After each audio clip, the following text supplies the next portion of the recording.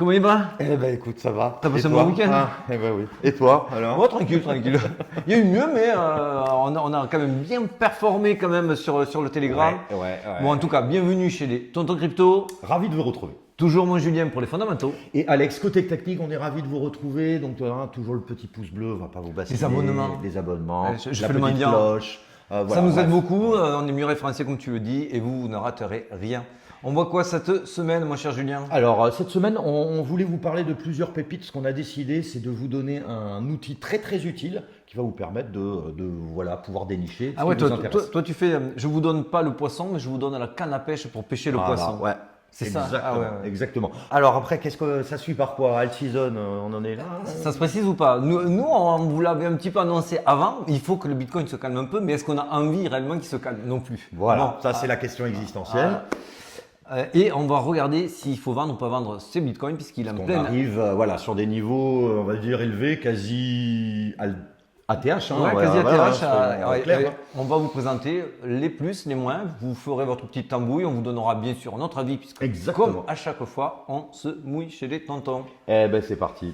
Et juste avant, il reste encore 2 jours pour profiter d'une super offre. Alors Bluefin, franchement, ils jouent le jeu à fond avec nous. Donc moi, je leur fais de la pub.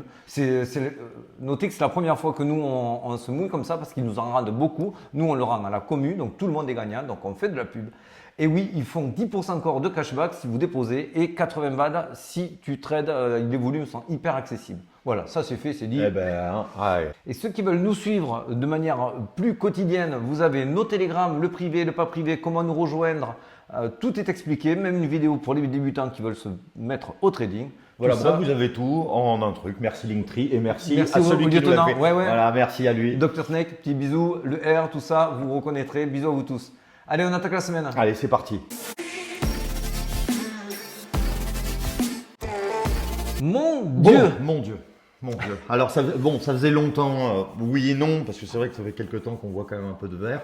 Mais là, on commence à passer une autre étape. Hein. On accélère un petit peu. On va le dire, beaucoup vous diront non, on n'est pas en alt-season parce qu'on ne voit pas beaucoup de projets exploser.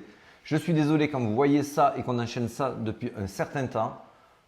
Ça sent quand même l'alt-season. On va vous le montrer derrière.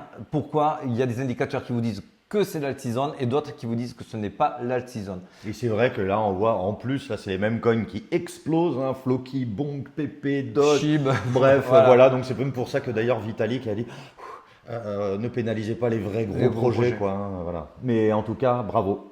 Sur les news de la semaine, de manière générale, il n'y a pas grand-chose, à part encore notre Michael Saylor. Oui, Michael Saylor qui nous a encore fait une Saylorade. 3000 bitcoins encore. My Saylor is rich. Hein.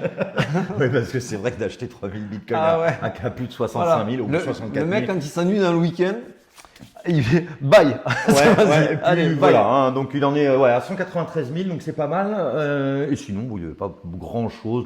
Par contre, on va attaquer le sujet principal Allez. de cette vidéo, le fameux site. Exactement, qui va s'appeler, alors on vous le laisse. Voilà, c'est Chain Broker. Alors pourquoi c'est très intéressant? Parce qu'en fait, il va vous permettre de regarder par projet, votre projet, savoir s'il est backé, savoir au niveau du score Twitter où il en est, savoir aussi les volumes par rapport à ce qu'ils sont inhabituellement élevés. Vous avez toutes les catégories, les plus en demande, vous avez tous les fonds d'investissement où ils misent. On va vous montrer vite fait 2-3 possibilités. Effectivement, notez-vous-le, chainbroker.io, c'est le top, vraiment. C'est l'outil tout en un. Voilà, tout en un, principalement pour du fondamental. Quand on va vous dire, vous allez lire sur Twitter, tel jeton, il est super. Allez le vérifier ici, il va vous dire qui y a derrière, est-ce qu'il y a du potentiel ou pas. Donc par exemple, si vous voulez voir les projets en ce moment qui marchent et qui lèvent des fonds, donc c'est certainement les pépites à venir, elles seront forcément vues et éditées sur ce site. Donc là par exemple, tu vois, tu as choisi catégorie, donc on va voir les catégories qui vont lever le plus. Donc voilà, vous avez les exchanges centralisés, vous avez gaming guild, on va dire, security, etc. En fait, vous pouvez choisir déjà les secteurs, les narratifs qui vont vous plaire et de voir, on va dire, ceux qui sont en tendance, ceux qui vont aussi énormément monter. Donc là, on voit par catégorie, notamment moi, mon favori, la GameFi, qu'il avait énormément de fonds sur pas mal de projets. Si vous cliquez dessus, Donc déjà, vous avez ceux qui ont le projet, on va dire les meilleurs projets par Return on Investment, ROI, donc voilà, ceux qui ont le plus performé. Et puis après, là, vous pouvez voir aussi les récentes levées de fonds. On voit que Xverse, Ultiverse, Overworld, etc. Ça vous permet en fait de voir combien ils lèvent, qui les aide. Et après, vous avez différents aussi. Là, ce que vous pouvez voir en bas, c'est génial. Annoncements qui vous font par jour, parfois. Bon, est-ce que vous avez des plus hauts volumes que d'habitude? Voici les projets à regarder, etc. Donc, ça vous permet de regarder les projets, de confirmer aussi s'ils sont vraiment si bien que ça, et de regarder qui y a derrière, etc. Enfin bref, c'est un all-in-one. Un tout en un pour pouvoir trouver. allez-y, fouillez. Bon, là, on vous fait une petite présentation rapide, mais c'est assez simple. Donc, notamment là, si vous regardez sur les levées de fonds, mais si vous regardez aussi par catégorie, on a parlé de la GameFi, mais il pouvait y avoir l'IA, il pouvait y avoir. Exactement. Donc, vous voyez des petits projets qui sont avec des market cap à plusieurs millions, qui n'ont pas encore explosé, mais qui font des levées de fonds. On peut voir qui sont dedans. Et ça vous donnera vraiment des très très bons indicateurs. Ceux qui se lancent aussi, comme on avait dit la dernière fois, 2-3 mois après le halving, qui eux sont dans un très très bon moment pour se lancer, c'est bien regardé, tout ça c'est donné. Regardez par exemple Ondo Finance, on vous l'avait donné il y a un mois ou deux, on est déjà sur plus de x2 sur Ondo, donc c'est quand même super sympa. Si on regarde, on voit derrière où c'est qu'on en est au niveau du market cap, on voit aussi les séries A, on voit qu'il y a Pantera, qu'il y a Coinbase, on voit qu'il y a du lourd sur la série A. La série A, c'est les premières levées de fonds. Tout à fait. Après, vous voyez donc le seed round, c'est-à-dire le tout début de l'amorçage qui a misé. On voit le score Twitter, est-ce que c'est plutôt positif ou négatif? Enfin bref, vous allez voir, vous allez pouvoir faire votre familiarité, vous familiariser avec ça.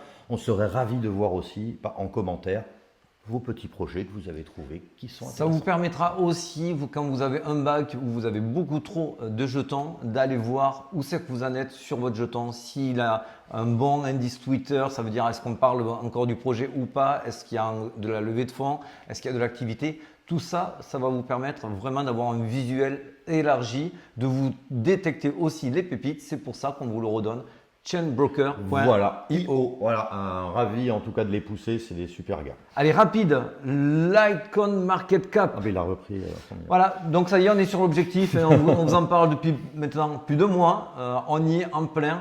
Alors, pourquoi on vous en parle? Pas pour faire super, on vous l'avait prédit. Juste pour vous dire, là on est sur des très hauts montants au niveau du market cap des altcoins. Et pourtant, nos altcoins n'ont pas explosé, que certaines altcoins. Que certaines, exactement. Et si vous regardez, quand même, on est sur des niveaux où à l'époque, beaucoup de nos jetons avaient déjà fortement explosé. Pourquoi? Et c'est ça le principal problème aujourd'hui. Et c'est vrai que tout à l'heure on en a discuté, j'ai trouvé ça très très bien parce que souvent on en parle, mais là on va un petit peu creuser dessus. Combien il y avait de projets aussi en 2020, 2021, voire même avant, comparé à maintenant? C'était beaucoup moins dilué, il y avait 10 fois, 20 fois moins de projets qui sortaient par mois qu'en ce moment. Aujourd'hui, il y a tellement de projets, tellement de bons projets qu'il faudrait des mâles et des mâles de milliards de dollars pour que tout repumpe comme avant. Donc ce n'est pas pour vous dire attention, vos jetons, s'ils n'ont pas pumpé, ils ne pumperont pas, mais c'est pour vous dire ils ne pourront pas tous pumper et encore moins sur des x100 qu'on entend ou des x1000. Tout ça, il va falloir comprendre qu'il y a trop de projets, que ça se dilue sur tous ces projets-là. Et malgré un apport massif qui aujourd'hui devrait dire on est en alt-season, on est en train de cartonner. En tout cas, non, ce n'est pas encore le cas parce qu'aujourd'hui c'est dilué. Tout à fait. Cela ne veut pas dire qu'on n'est pas en alt-season, mais cela ne veut pas dire qu'on y est par rapport à ce qu'on vient de vous expliquer. Ben oui, parce que vous pensez en fait à une énorme whale, on va dire, ou une grosse institution, un leveur de fonds, il ne peut pas allouer sur 100 projets la même chose qu'il faisait avant sur 3. On voit qu'on remonte sur l'altcoin season en IR. Bien sûr, si vous passez en mensuel, on est en altcoin season. Mais il faut le voir ici bien pumpé pour comprendre que tant qu'on n'est pas sur des niveaux à 50, à 70, on n'est pas sur de l'altcoin season, c'est-à-dire on n'a pas notre portefeuille qui a retrouvé l'éclat sur la totalité de ses jetons. Donc voilà, une demi-mesure. Mais on va accélérer de suite et on va faire l'analyse Bitcoin. On attaque direct par les points positifs et les points négatifs. On commence par les Toi, points négatifs. je sais pourquoi il rigole.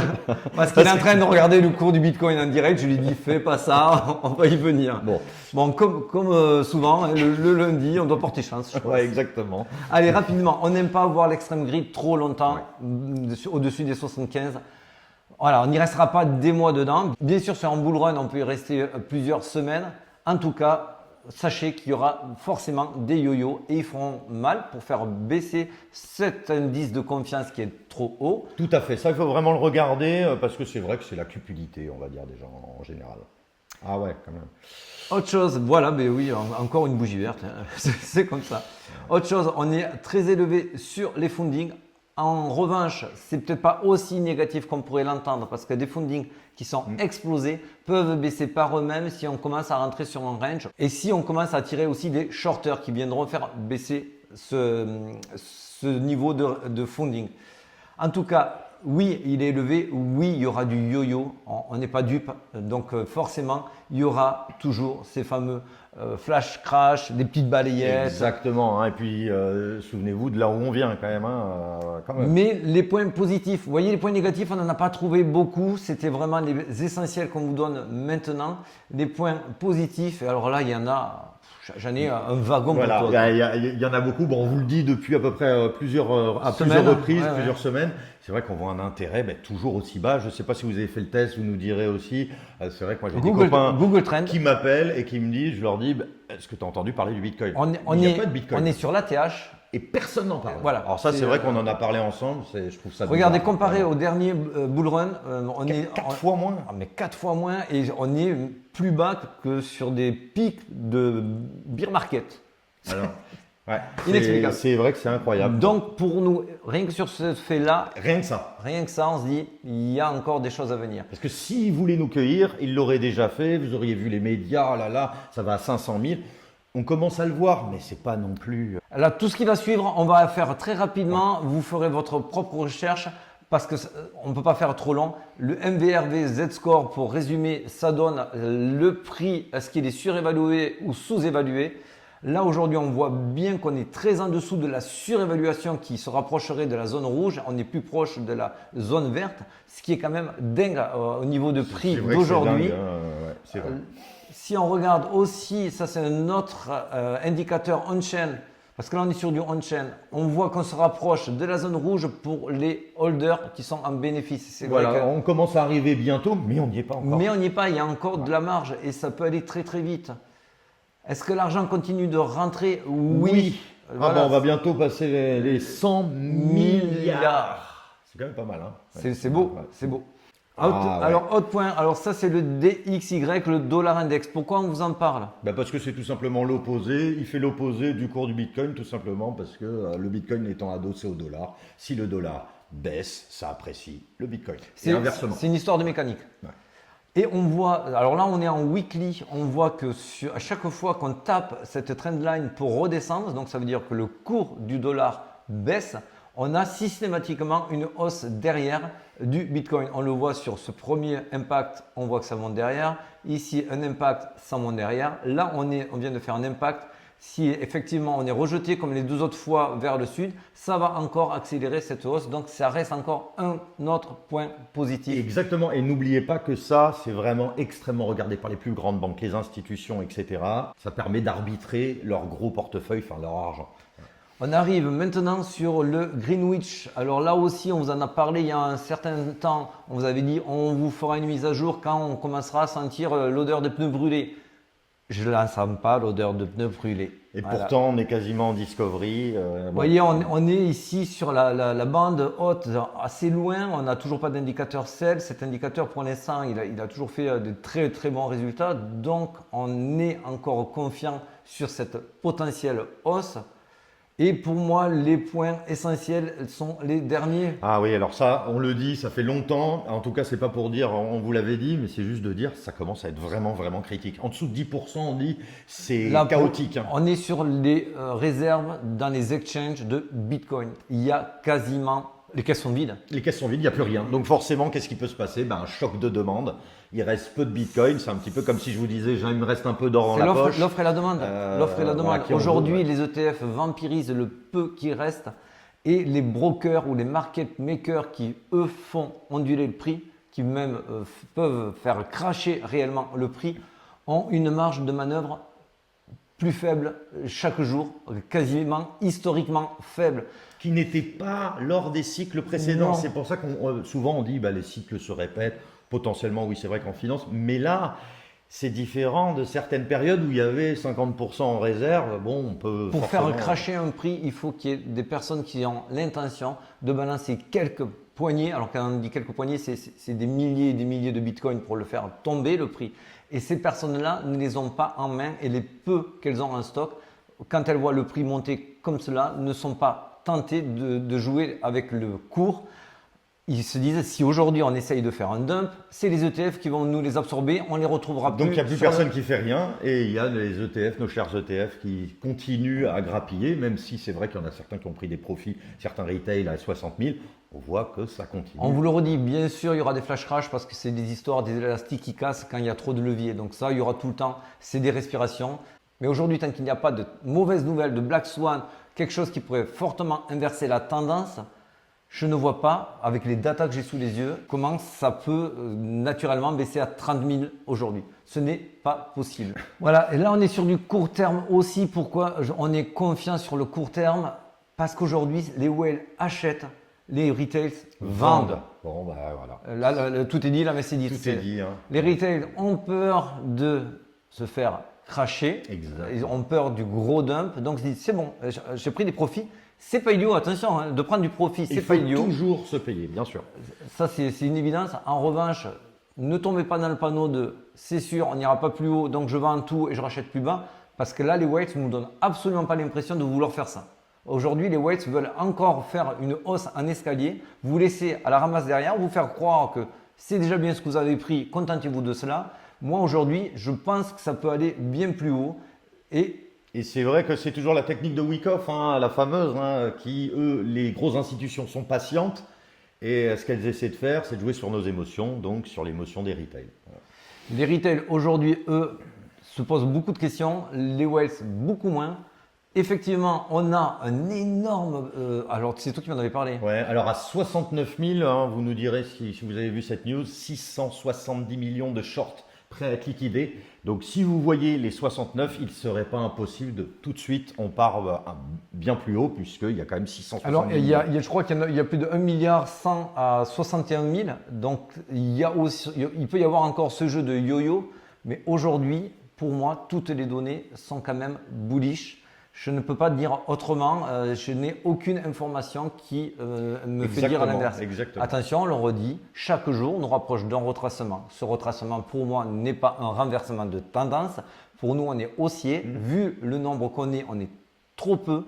Et comme tu l'as très bien dit, sur le Wyckoff, accumulation et distribution, il faut qu'ils aient la contrepartie. Pour l'instant, la contrepartie, ils ne sont que entre eux. C'est les whales qui achètent, on vient de vous le montrer. Ils ne vont pas se vendre entre eux, ils vont attendre de faire venir les retails que nous sommes. D'ailleurs, pour l'instant, on a peur, on vend. Donc, ils vont continuer à faire monter le prix pour vous faire acheter plus haut, faire venir le voisin, le postier, le facteur, votre qui sœur. achètera à 90 ou voire plus. Et ça, ou pas. En mode euphorie, on en entendra parler sur les journaux. Aujourd'hui, il n'y a rien. Ouais, exactement. Donc, moi, j'ai tout dit. Ben, moi aussi. Bon, mais on se retrouve sur Telegram, les amis. Allez. Bon, gros bisous. Bisous, merci à Alex. très vite. Allez. Très belle bougie encore. Hein. Ouais. Allez, ciao, ciao. Ciao, ciao. Désolé. Il m'a tiré. Ah ouais, Oh putain, il a pris 1000. Ah, 1000 et 1000.